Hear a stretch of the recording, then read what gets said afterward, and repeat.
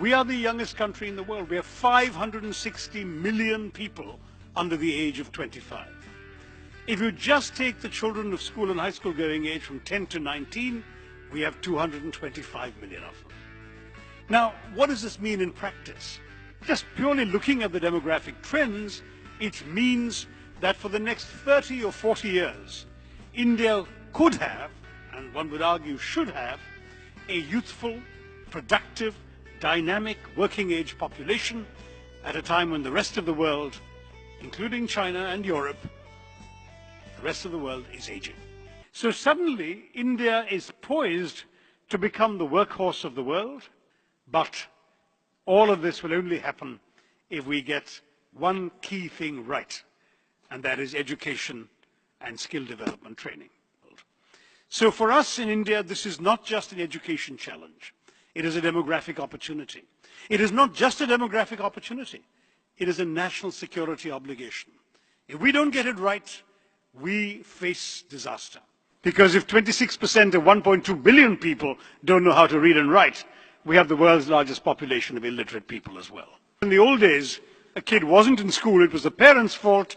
Today, if a kid isn't in school, it is the state's fault. And that has created an enormous spur of enrollment. When I went out to graduate school in 1975, I discovered that every single graduate of an IIT was guaranteed a scholarship somewhere in America. Just getting into an IIT showed that your quality was higher than that of the average applicant to an American graduate school. That's the kind of reputation these institutions have. And there is a famous story of the founder of Infosys, Mr. Narayana Murthy, who was asked by an American television channel what his son was going to do, where he'd applied.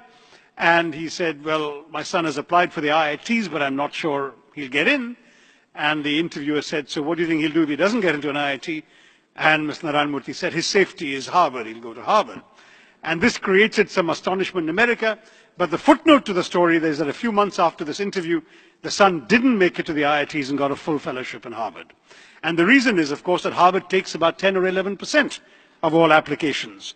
The IITs take 0.01% after one of the most rigorous tests imaginable in the country. But I mention this to draw the point that we have quality in the country, and yet it is rare.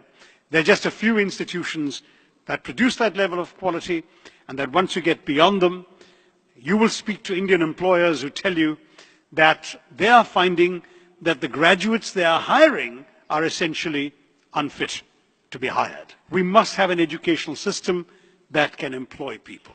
And that doesn't just mean the IITs and the engineering institutions. It means that those who are not able, capable, or interested in going into those institutions should have a worthwhile available alternative. And that alternative must lie in vocational training.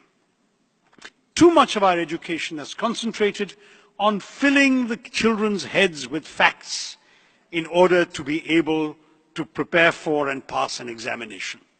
That examination culture is deeply entrenched in India.